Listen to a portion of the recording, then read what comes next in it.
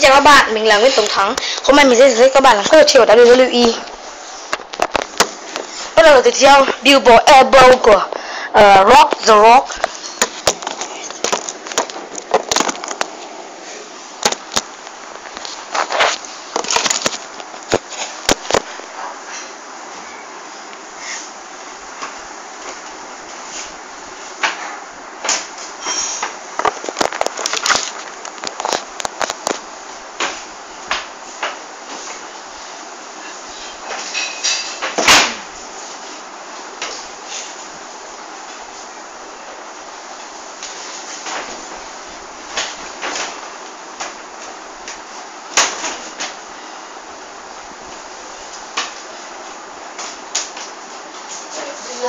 John Cena.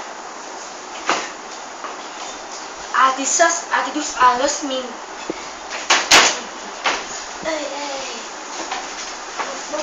F5 Brock Lesnar.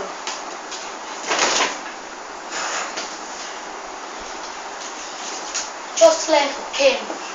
Kane Fixer. Kane.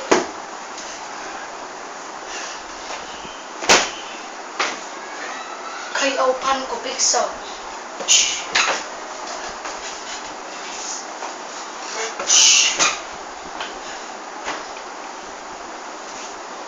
Batista bóng của Batista.